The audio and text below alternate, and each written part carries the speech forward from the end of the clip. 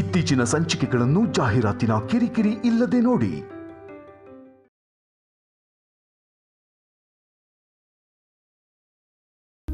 ನನ್ನ ಪ್ರೀತಿ ಪ್ರೇಮ ಎಲ್ಲಾನು ನಿಂಗೇನೆ. ನನ್ನ ಅರ್ಧಾಂಗಿ ನೀನೇ ಅಲ್ವಾ? ನಂಗೆ ಗೊತ್ತು ಪತ್ತಿರಾಯ್ರೆ, ಆದರೆ ನಮ್ಮ ಹೆಣ್ಮಕ್ಳು ಬುದ್ಧಿ ನೋಡಿ, ನೀವು ಲವ್ ಲೆಟರ್ಸ್ ಮುಚ್ಚಿಟ್ಟಿದ್ ನೋಡಿ ಸ್ವಲ್ಪ ಭಯ ಆಯ್ತಷ್ಟೆ.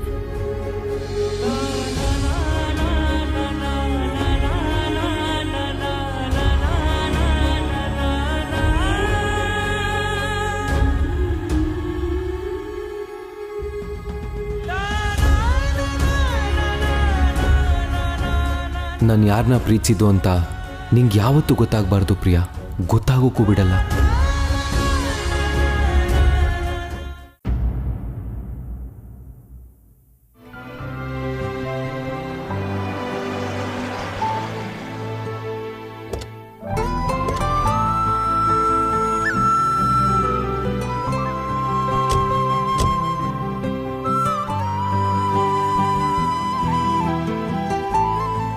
ಏನಾಯ್ತು ದೊಡ್ಡತ್ತೆ?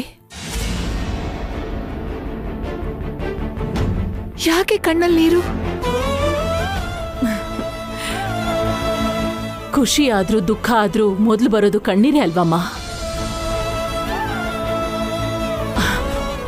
ತುಂಬಾ ಥ್ಯಾಂಕ್ಸ್ ರಾಧಿಕಾ. ಒಂದು ಕ್ಷಣ ನನ್ನ ಹೃದಯನೇ ನಿಂತು ಹೋಗಿತ್ತು. ಅದು ನಾನು ತುಂಬಾ ಕಷ್ಟಪಟ್ಟು ಸಂಪಾದನೆ ಮಾಡಿರೋದಮ್ಮ. ಅದು ಕೈ ಬಿಟ್ಟು ಹೋಗ್ತಿದೆ ಅಂತ ಕೇಳಿದಾಗ ನನ್ನ ಕರುಳೆ ಕಿತ್ತು ಬಂದಂಗಾಯ್ತು.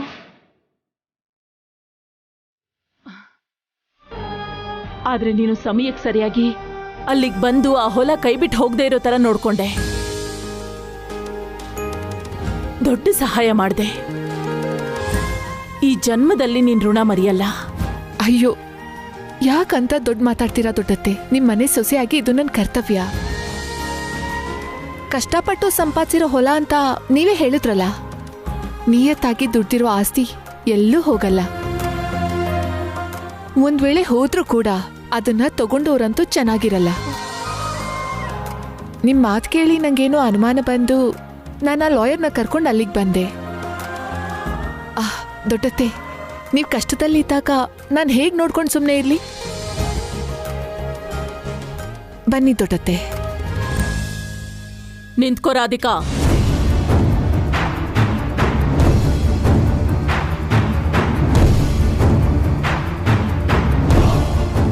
ನೀನ್ ಸಹಾಯ ಮಾಡ್ದೆ ಅಂತ ನಿನ್ನ ತಲೆ ಮೇಲೆ ಕೂರ್ಸ್ಕೊಳ್ಳಲ್ಲ. ನನಗೆ ನನ್ನ ಆಸ್ತಿಗಿಂತ ಈ ಮನೆ ಮರ್ಯಾದೆನೇ ಮುಖ್ಯ.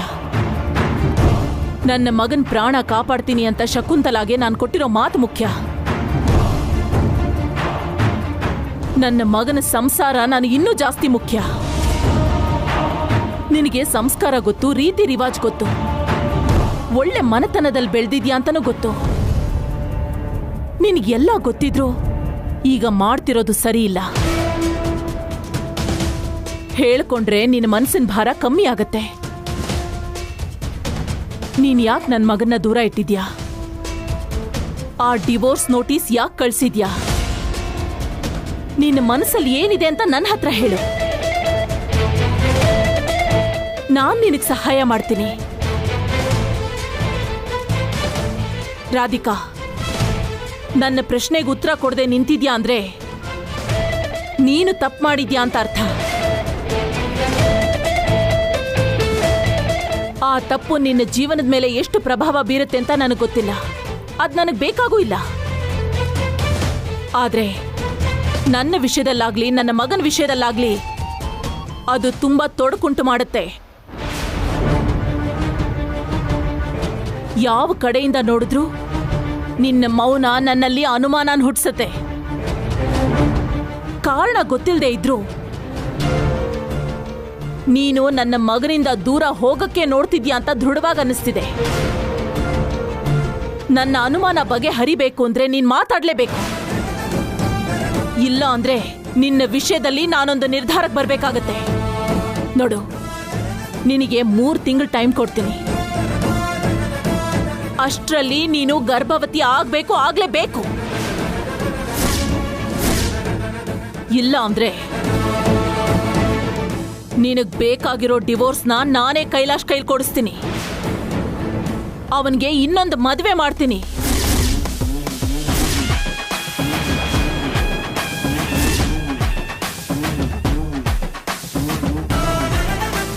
ಯಾಕಂದ್ರೆ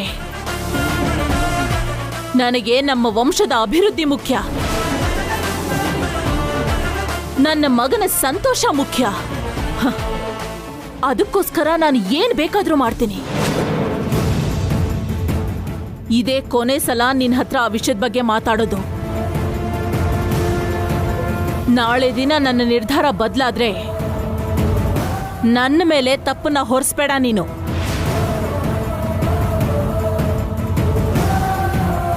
ನೆನಪಿಟ್ಕೋ, 3 ತಿಂಗಳಷ್ಟೇ.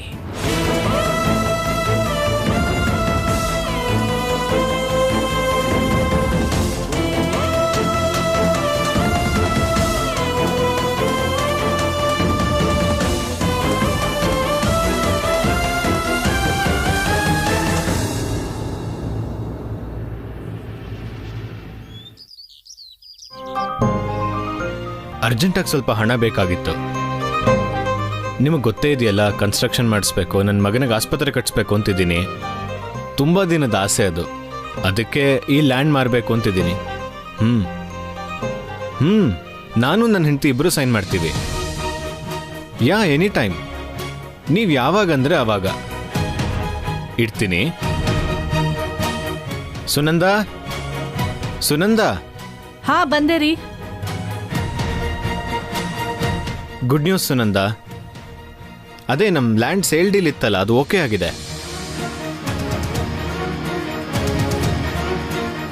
ನಾವಿಬ್ರು ಸೈನ್ ಮಾಡಿದ್ರೆ ನಮ್ಮ ಮಗನ ಹಾಸ್ಪಿಟಲ್ ವರ್ಕ್ ಇಮಿಡಿಯೇಟ್ ಆಗಿ ಸ್ಟಾರ್ಟ್ ಆಗುತ್ತೆ. ನಮ್ಮ ಮಗ ಅಂತ ಹೇಳ್ಬೇಡಿ, ನಿಮ್ಮ ಮಗ ಅಂತ ಹೇಳಿ.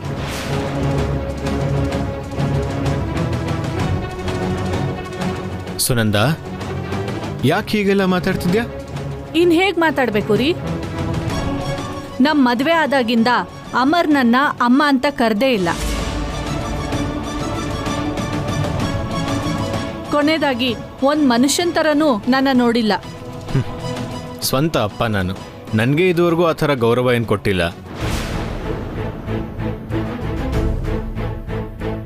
ನನ್ನ ಮೇಲೆ ಅವನಿಗೇನೋ ಒಂಥರ ಕೋಪ ಇದೆ. ಆದರೆ ಇವಾಗ ಅವನು ನನ್ನ ಅರ್ಥ ಮಾಡ್ಕೋತಿದ್ದಾನೆ. ಅಲ್ಲದೆ ಮಕ್ಳಿಗೆ ಗೊತ್ತಾಗದೇ ಇದ್ದಾಗ ನಾವೇ ಅವ್ರಿಗೆ ಅರ್ಥ ಮಾಡಿಸ್ಬೇಕು. ತಂದೆ ತಾಯಿಯಾಗಿ ನಾವೇ ಅವ್ರಿಗೆ ಒಳ್ಳೆ ಜೀವನ ಕಲ್ಪಿಸ್ಕೊಡ್ಬೇಕು. ಆದಷ್ಟು ಬೇಗ ಅವನು ನಿನ್ನೂ ಅಮ್ಮ ಅಂತ ಕರೀತಾನೆ. ಅವನ್ ಯಾವತ್ತೂ ನನ್ನ ಅಮ್ಮ ಅಂತ ಕರೆಯಲ್ಲ. ಅಮರ್ ಯಾವತ್ತಿದ್ರು ನಿಮಗ್ ಮಾತ್ರ ಮಗ, ನೇಹ ಮಾತ್ರ ನಮ್ಮ ಮಗಳು ಅಷ್ಟೇ.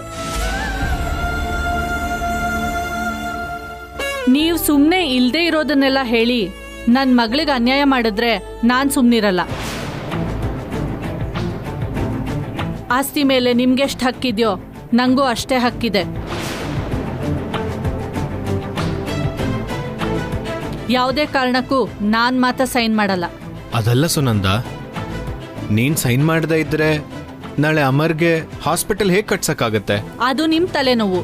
ಅದೆಲ್ಲ ನಂಗೆ ಯಾಕೆ ಬೇಕು?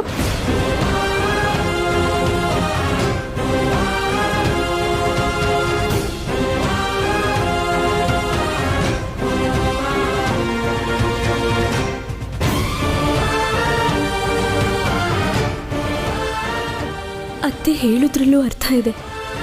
ಪತಿರಾಯರು ಅಮ್ಮ ಅಂತ ಕರೆದ್ರೆ ತಾನೆ ಅವರು ಇವ್ರನ್ನ ಮಗನ್ ಥರ ನೋಡ್ಕೊಳ್ಳೋದು. ಇದನ್ನ ಹೀಗೆ ಬಿಡಬಾರ್ದು.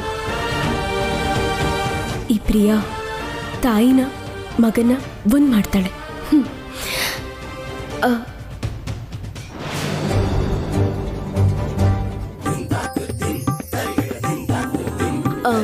ಪತಿರಾಯ್ರೆ, ನೀವು ಹಾಸ್ಪಿಟಲ್ ನೋಡ್ಕೊಂಡು ಬರಕ್ ಹೋಗ್ತೀನಂದ್ರಲ್ಲ, ಹೋಗ್ಲಿಲ್ವಾ? ಇವತ್ತು ಆಚೆ ಹೋಗಕ್ಕೆ ಮೂಡಿಲ್ಲ ಪ್ರಿಯಾ. ನಿನ್ನ ಜೊತೆ ಇರಬೇಕು ಅನ್ನಿಸ್ತಿದೆ. ಏನ್ ಸರ್, ತುಂಬಾ ಉತ್ಸಾಹದಲ್ಲಿದ್ದೀರಾ? ಯಾಕೆ ಇರಬಾರ್ದಾ? ಇರ್ಬೋದೇನೋ. ಪತಿರಾಯ್ರೆ, ನಿಮ್ಮ ಹತ್ರ ಸ್ವಲ್ಪ ಮಾತಾಡಬೇಕಿತ್ತು. ಹೇಳು. ನೀವು ತುಂಬ ವರ್ಷಗಳಾದ್ಮೇಲೆ ನಿಮ್ಮ ತಂದೆ ಪ್ರೀತಿನ ರಿಸೀವ್ ಮಾಡ್ಕೊಂಡಿದ್ದೀರಾ? ಮಾವ ಈಗ ತುಂಬ ಖುಷಿಯಾಗಿದ್ದಾರೆ. ಆದ್ರೆ ಚಿಕ್ಕಮ್ಮ ಅಂತ ಕರೀತಿದ್ದೀರಾ? ಅತ್ತೆ ತುಂಬ ಬೇಜಾರು ಮಾಡ್ಕೊಂಡಿದ್ದಾರೆ. ಅವ್ರನ್ನ ಕೂಡ ಅಮ್ಮ ಅಂತ ಕರೆದ್ರೆ ಅತ್ತೆ ಕೂಡ ತುಂಬಾ ಸಂತೋಷ ಪಡ್ತಾರೆ.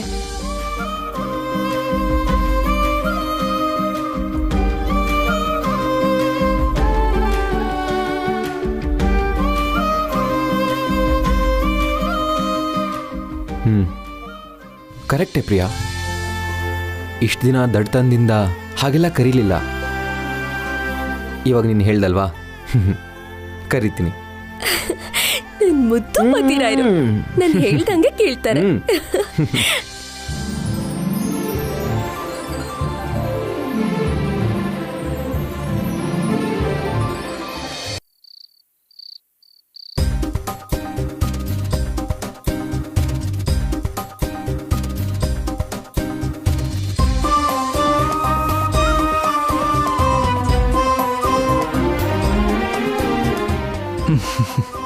ಡಾಕ್ಟ್ರು ಇಷ್ಟು ಅಂದವಾಗಿದ್ರೆ ಪೇಷಂಟ್ಸು ಹುಷಾರಾದರೂ ಹಾಸ್ಪಿಟಲ್ ಬಿಟ್ಟು ಹೋಗಲ್ಲ. ಇನ್ನೊಂದು ಪ್ರಾಬ್ಲಮ್ಮು ಇದೆ. ಅದೇನು? ಇಷ್ಟು ಮುದ್ದಾಗಿರೋ ಡಾಕ್ಟ್ರು ಹೆಂಡತಿಯಾಗಿದ್ರೆ ಗಂಡನು ಆಫೀಸು ಕೆಲಸ ಎಲ್ಲ ಬಿಟ್ಟು ತಲೆನೋವು ಕಾಲು ನೋವು ಅಂತ ಮನೇಲೇ ಹಾಸ್ಪಿಟಲ್ ಓಪನ್ ಮಾಡ್ತಾನೆ ಹೊರತು ಹೊರಗಂತೂ ಹೋಗಲ್ಲ. ಹೌದಾ? ನೋವು ಅಂತ ಬಂದಾಗೆಲ್ಲ ನನ್ ಗಂಡಂಗೆ ಈ ಡಾಕ್ಟರ್ ಹೆಂಡತಿ ಒಂದು ಸೂಜಿ ಚುಚ್ಚಿದ್ರೆ ಆ ನೋವು ಮುಂದೆ ಇನ್ಯಾವ ನೋವು ಗೊತ್ತಾಗಲ್ಲ. ತಪ್ಪು ನಿಂದೆ. ಯಾಕೆ ಇಷ್ಟು ಅಂದವಾಗಿದ್ಯಾ ನೀನು? ಹೆಂಡತಿ ಸುಂದರವಾಗಿದ್ರು ಮುಂದೆ ನಿಂತ್ಕೊಂಡ್ ಕತೆಗಳು ಹೇಳೋ ಗಂಡನ್ನ ಇವತ್ತೇ ನೋಡ್ತಿರೋದು. ಹೌದಾ?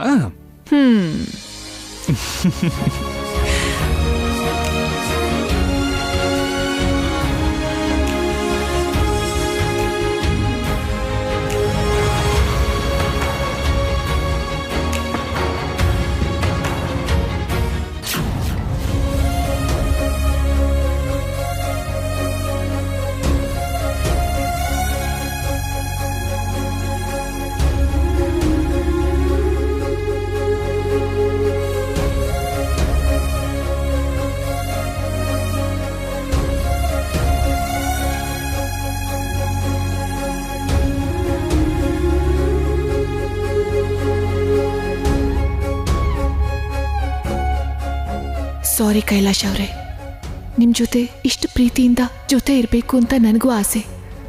ಆದ್ರೆ ಇರಕ್ಕಾಗದೇ ಇರೋ ಪರಿಸ್ಥಿತಿ. ನಿಮ್ಗೆ ನೋವಾಗತ್ತೆ ಅಂತ ಸತ್ಯ ಮುಚ್ಚಿಟ್ಟೆ. ಆದ್ರೆ ನಾನೇ ಒದ್ದಾಡ್ತಾ ಇದ್ದೀನಿ. ರಾಧಿಕಾ,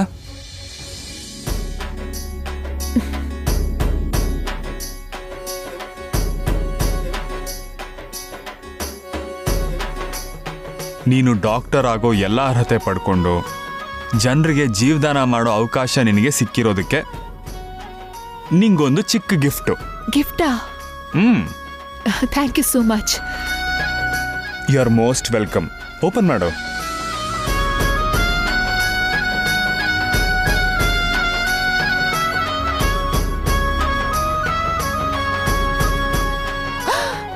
ವಾವ್,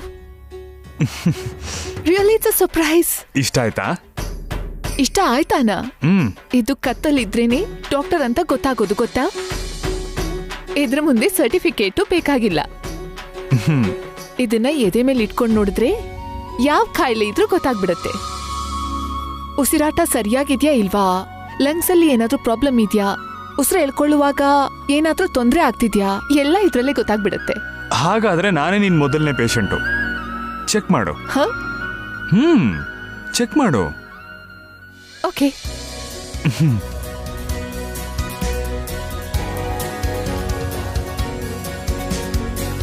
ಹೇ, ಒಂದ್ ನಿಮಿಷ. ನಂಗೊಂದು ಪ್ರಾಬ್ಲಮ್ ಇದೆ, ಅದೇನಂತ ನೀನ್ ಕಂಡುಹಿಡಿಬೇಕು. ನಿಮ್ಗೆ ಪ್ರಾಬ್ಲಮ್ಮಾ?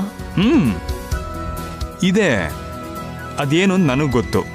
ಅದನ್ನ ನೀನ್ ಕಂಡುಹಿಡಿತೀಯ ಇಲ್ವಾ ಅಂತ ನಾನ್ ನಿನ್ನ ಟೆಸ್ಟ್ ಮಾಡ್ತೀನಿ. ವಿಚಿತ್ರವಾಗಿದೆಯಲ್ಲ. ಟೆಸ್ಟ್ ಮಾಡೋ ಡಾಕ್ಟರ್ಗೆ ಟೆಸ್ಟ್ ಮಾಡ್ತೀರಾ? ಓಕೆ.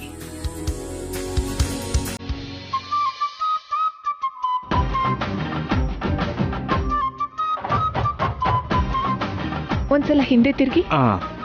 ಸ್ವಲ್ಪ ಜೋರಾಗಿ ಉಸಿರು ತಗೊಳ್ಳಿ.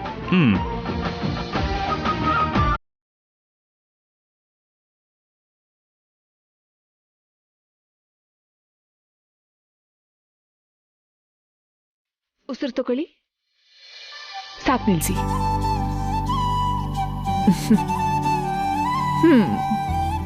ಎಲ್ಲ ನಾರ್ಮಲ್ ಆಗಿದೆ. ಹಾರ್ಟ್ ಬೀಟ್ ನಾರ್ಮಲ್ ಆಗಿದೆ. ಲಂಗ್ಸ್ ಅಲ್ಲಿ ಯಾವ ಡಿಸ್ಟರ್ಬೆನ್ಸು ಇಲ್ಲ. ಉಸಿರಾಟ ಕೂಡ ಪರ್ಫೆಕ್ಟ್ ಆಗೇ ಇದೆ. ಲಂಗ್ ಫಂಕ್ಷನ್ ಕೂಡ ನಾರ್ಮಲ್ ಆಗೇ ಇದೆ. ಇದರಲ್ಲಿ ಚೆಕ್ ಮಾಡಬೇಕಾಗಿರೋದನ್ನೆಲ್ಲ ಮಾಡಿದ್ದೀನಿ. You are absolutely normal. No, I am not normal. ನನ್ನ ಹಾರ್ಟಲ್ಲಿ ಪ್ರಾಬ್ಲಮ್ ಇದೆ. ಏನೂ ಇಲ್ಲ ರೀ, ನೀವು ಚೆನ್ನಾಗೇ ಇದ್ದೀರಾ. No no no, I am not fine. ನನ್ನಲ್ಲಿ ಪ್ರಾಬ್ಲಮ್ ಇದೆ, ಅದು ನನಗೆ ಗೊತ್ತಾಗ್ತಾ ಇದೆ. Okay okay, cool. ಸರಿ, ಆ ಪ್ರಾಬ್ಲಮ್ ಏನು ಅಂತ ನೀವೇ ನನಗೆ ಹೇಳಿ.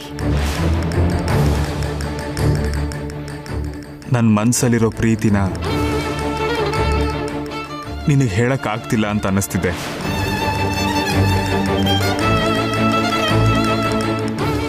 ನನ್ನ ಹೃದಯ ರಾಧಿಕಾ ರಾಧಿಕಾ ಅಂತ ಹುಡ್ಕೋತಾ ಇದೆ. ಗಂಟೆಗೆ ಇಷ್ಟು ಅಷ್ಟು ಅಂತಲ್ಲ, ದಿನವಿಡೀ ನನ್ನ ಹೃದಯ ನಿನ್ನ ಹೆಸರೇ ಜಪ ಮಾಡುತ್ತೆ. ಆದರೆ ಅದು ನಿನಗೆ ಕೇಳಿಸ್ತಾ ಇಲ್ಲ.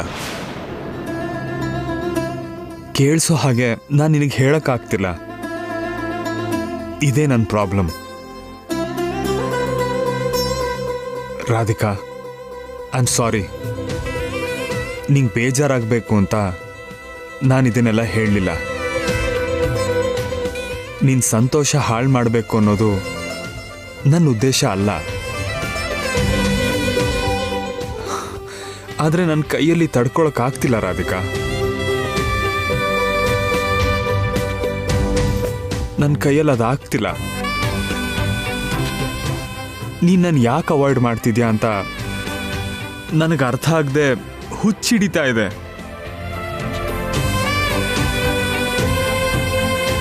ಆಸ್ ಅ ಡಾಕ್ಟರ್ ನನ್ನ ಪ್ರಾಬ್ಲಮ್ ನೀನೇ ಅರ್ಥ ಮಾಡಿಕೊಂಡು ಸರಿ ಮಾಡಬೇಕು. ಗಂಡನಾಗಿ ನಾನೇನು ತಪ್ಪು ಮಾಡಿದ್ದೀನಿ ಅಂತ ನಂಗೆ ಗೊತ್ತಾಗ್ತಿಲ್ಲ ರಾಧಿಕಾ.